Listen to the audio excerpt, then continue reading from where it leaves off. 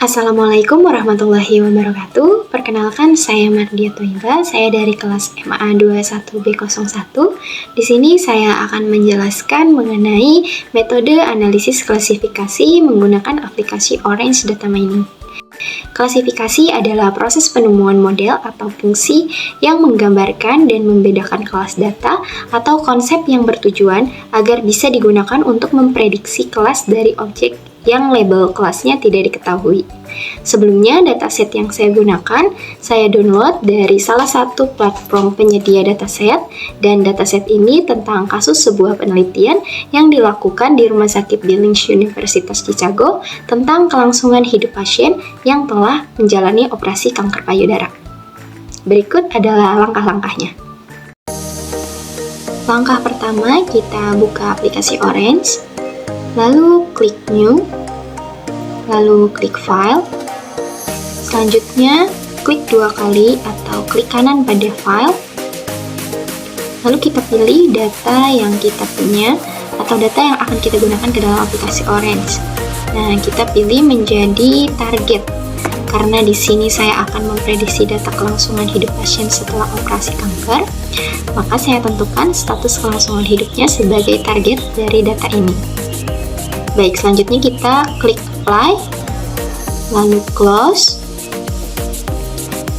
Kita tarik data table di samping file, kita sambungkan, kita klik lagi data table. Nah, di sini sudah terlihat ada 4 variabel. Yang pertama status kelangsungan hidup, lalu yang kedua usia pasien pada saat operasi, selanjutnya tahun operasi pasien, dan jumlah noda aksila positif yang terdeteksi. Kita close, lalu klik dua kali atau klik kanan, kita pilih tree. Setelah itu kita sambungkan dari data table ke tree. Selanjutnya kita pilih Tree Viewer.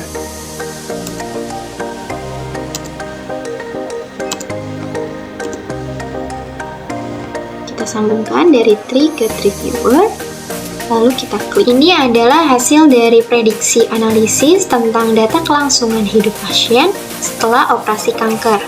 Dapat ditentukan berdasarkan usia pasien pada saat operasi.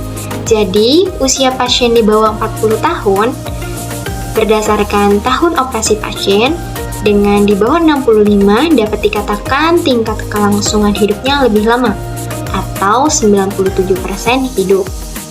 Tetapi ketika di atas 65 ditentukan lagi berdasarkan node aksila positifnya yang terdeteksi pada pasien, atau node aksila itu bisa disebut kelenjar getah bening yang terdeteksi pada pasien, seberapa banyak titik penyebarannya. Ketika di bawah 7, maka dapat disimpulkan 100% hidup atau tingkat kelangsungan hidupnya lebih lama. Tetapi sebaliknya, jika node aksila yang terdeteksi di atas 7, kemungkinan pasien dapat mengalami kematian.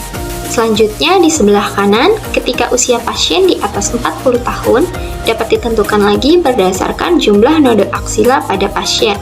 Ketika pasien mengalami penyebaran node aksila sebanyak 46, dapat mengalami kematian.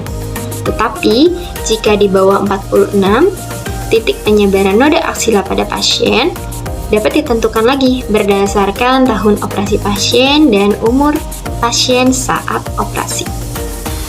Apabila titik penyebarannya di bawah 16, dapat disimpulkan 68% dapat dikatakan hidup. Tetapi, jika titik penyebaran node aksila melebihi 16 pada usia pasien di atas 40, hanya kemungkinan 20% hidup dan 80% meninggal.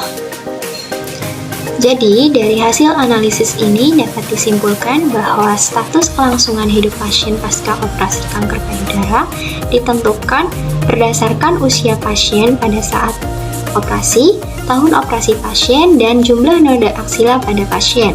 Semua ketiga faktor ini saling berkaitan karena walaupun usia pasien terbilang muda, tetapi jika tahun operasi dan node aksila yang terdeteksi positif tersebar pada pasien itu banyak, tetap bisa mengalami kematian dan begitu pun sebaliknya. Demikian, itulah analisis klasifikasi yang bisa saya sampaikan. Terima kasih, semoga bermanfaat.